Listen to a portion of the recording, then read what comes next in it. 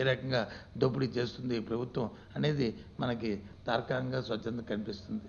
ఇలాంటి వర్షాలకే మరి పోతే మరి పెద్ద వర్షాలు వచ్చి తుఫాన్లు వచ్చి మరి వస్తే సునామీలు వస్తే ఇంకా ఇవి ఉంటుందా? కొట్టుకుపోతాయి ఇవన్నీ కూడా.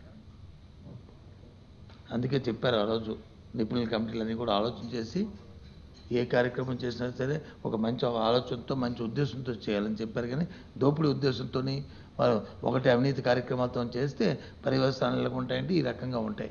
రాష్ట్రం తాలూకు పరువే మన గంగపరైపోద్ది దేశం మొత్తం మీద ఇది చూస్తుంటుంటే ఇలాంటి పరిస్థితులు అన్నింటినీ కూడా. ముఖ్యంగా రాష్ట్రం గత ఒక సామెత ఉంది మనకి, అన్ని వేళలా అందరినీ మోసం చేయలేమని. కొన్ని వేళల్లో కొన్ని సందర్భాల్లో కొందరు మోసం చేయగలం, కానీ అన్ని వేళల్లోనూ మనకు వచ్చిన మా గాడీలతో వచ్చి అందరినీ వ్యవస్థని మోసం చేద్దామంటే, వ్యవస్థని మేనేజ్ చేద్దామంటే కష్టం. మనం చూసాం రెండు విషయాలు ఇవాళ మీకు ప్రత్యేకంగా మీ ద్వారా రాష్ట్ర ప్రధానికానికి తెలియజేస్తున్నాం.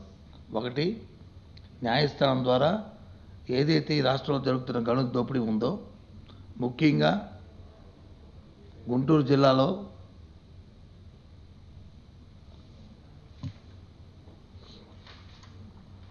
దాచేపల్లి దగ్గర జరిగిన గనుల దోపిడీ ఏదైతే ఉందో, జరిగిన పరిస్థితులు ఏవైతే ఉన్నాయో మనం చూసాం.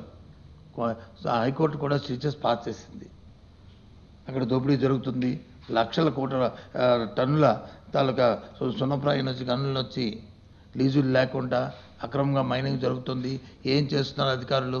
దీంట్లో పెద్దల తాలూకా హస్తాలు ఉన్నాయి, మీరు ఎందుకు చూస్తూ ఊరుకుంటున్నారు?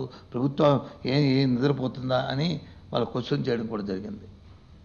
పాపం హైకోర్టు అంటే నాకు అర్థమైన విషయం ఏంటంటే, స్టిచెస్ పాస్ చేసి మరి 20వ తారీఖు నాడు వాళ్ళు అంటే సుమారు రేపటికి వచ్చి వాయిదా వేస్తున్నప్పటికీ వేసి ఉంటే నిజ నిర్ధారణ కమిటీ అని మేము వెళ్ళడానికి ప్రయత్నం చేస్తే మమ్మల్ని అల్లీకంటే ఆపి ఆ తర్వాత సిబిసిఐ ఎంక్వైరీ చేశారు.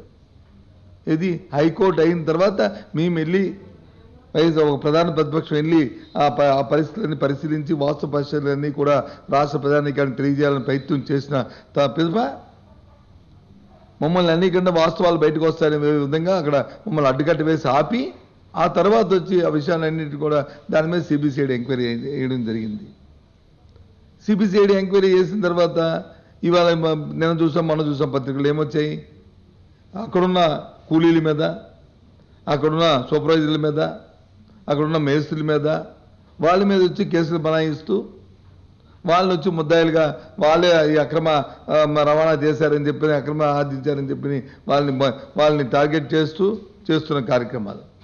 సాక్షాత్తు పోలీసు అధికారులు పోయి ఎమ్మెల్యే గారి పేరు చెప్పకండి, ముఖ్యమంత్రి గారి పేరు చెప్పకండి, తెలుగుదేశం పెద్దల పేర్లు చెప్పకండి అని చెప్పి వాళ్ళే చెప్తున్నారంటే మరి ఏ విధంగా జరుగుతుంది అక్కడ? కాదు. అందుకే మా నాయకుడు డిమాండ్ చేశారు. ఏమని?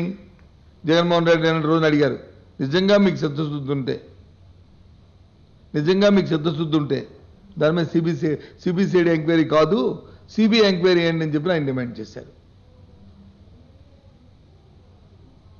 దీంతో పాటు ఇంకో వ్యవస్థ, ఇక్కడ న్యాయ వ్యవస్థ ఎందులో ఇంటర్వ్యూ అయి చెప్పింది, కేంద్ర ప్రభుత్వ సంస్థ అయిన ఎయిర్పోర్ట్ అథారిటీ ఆఫ్ ఇండియా వచ్చి భోగాపురం ఇంటర్నేషనల్ ఎయిర్పోర్ట్కి వచ్చి టెండర్ వేసింది. విభజన చట్టంలో ఈ రాష్ట్రానికి వచ్చి ఒక అంతర్జాతీయ విమానాశ్రయం ఇస్తున్నాము అని చెప్పి విభజన చట్టంలో పెట్టారు. ఆ విమానం దానికి కావాల్సిన అన్ని మౌలిక సదుపాయాలకు కావాల్సిన ఎక్స్పెన్స్ అన్ని కూడా కేంద్ర ప్రభుత్వం దాన్ని మరి కేటాయింపు చేస్తానని కూడా విభజన చట్టంలో ఉంది. పెట్టిన దాని మీద ఆ వచ్చింది దోచుకుందామని, దోపిడీ చేద్దామని టెండర్లు పిలిచి ఆ టెండర్లో ఆ రోజు మిత్రపక్షంగా ఉన్న తెలుగుదేశం పార్టీ సంబంధించిన అశోక్ గజపతిరాజు గారు మంత్రిగా ఉన్న ఆయన శాఖ, సివిల్ ఏవియేషన్ శాఖ మంత్రిగా ఉన్న ఆ రోజు ఉంటూ, పౌర విమానయాన శాఖ మంత్రిగా ఉన్న ఆ నేపథ్యంలో ఆయన శాఖే ఎయిర్పోర్ట్ ఆఫ్ ఇండియా టెండర్ వేసింది. టెండర్ వేస్తే ఎక్కువ శాతం వచ్చి ప్రభుత్వానికి ఇస్తానని చెప్పినప్పటికీ కూడా ప్రైవేట్ సంస్థకి ఇవ్వాలనే ఉద్దేశంతో ఆ టెండర్ను వచ్చి వాళ్ళు రద్దు చేయడం కూడా జరిగింది.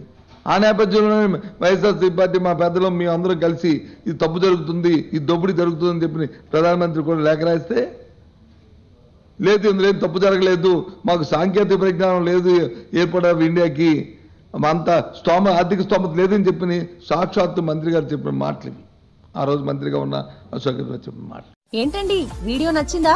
అయితే ఓ లైక్ వేసుకోండి, లేదంటే ఓ కామెంట్ చేయండి. ఎప్పటికప్పుడు మా వీడియోస్ చూడాలంటే సబ్స్క్రైబ్ చేసుకోండి.